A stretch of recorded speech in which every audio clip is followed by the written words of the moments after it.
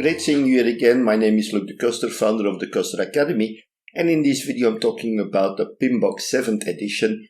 We already spoke about the introduction of the PMBOK, and now we're looking into the performance domains.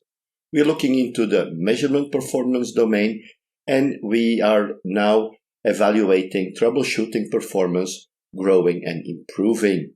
But before we continue, don't forget to click on the subscribe button, click on the bell button, and every time we have a new video, YouTube will inform you about it. So let's have a look at troubleshooting performance.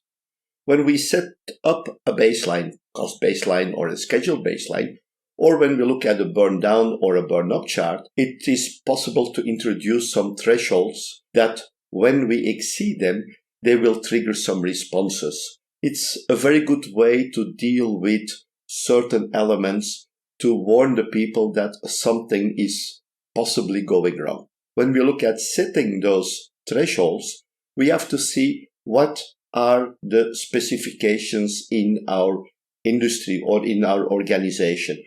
Typically, there are some standards that people are using. We will look into a specific example, but it depends exactly on what your organization considers to be those triggers. Typically, thresholds of plus 10% and minus 20% are common in typical applications, and it's a good starting point. We can see how this turns out for your company.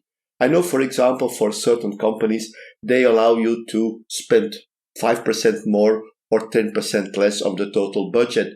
So that can also be some thresholds you can set when you're looking at your project.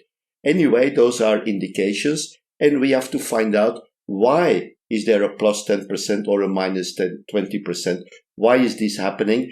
And it may be for a good reason, so that there is no problem. Anyway, the threshold triggers a response on which we have to react.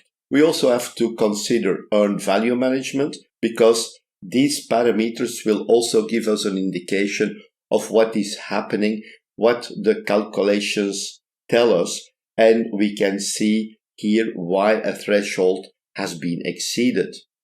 When we look at the planned and actual spend with tolerances, we have typically the planned value, the upper 10%, the minus 20%, and the actuals, which I don't put in this graph. We have the budget at completion with the planned value, the S-curve. We can draw an S-curve plus 10%, and we can draw an S-curve with minus 20%. And as long as we're between those two thresholds, we can say, okay, we are still within the acceptable range of the project results. Another element we have to consider is about growing and improving.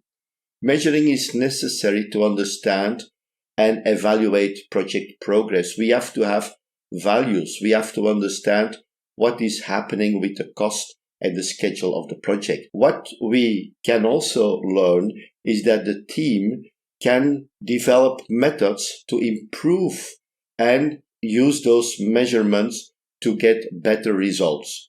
The team can grow and improve on their knowledge. Now, when we look at the information that we have, we only should report information that will improve team learning and, of course, the improvement of the team. We also have information that will lead to decision facilitation, improve the product or the project performance, and reduce issues and their effects.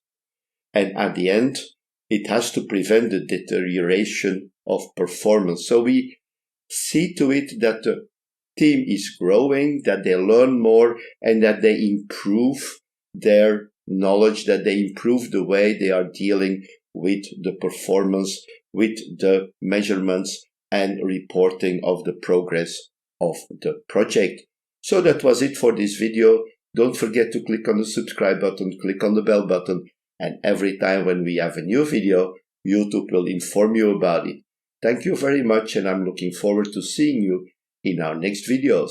Bye bye.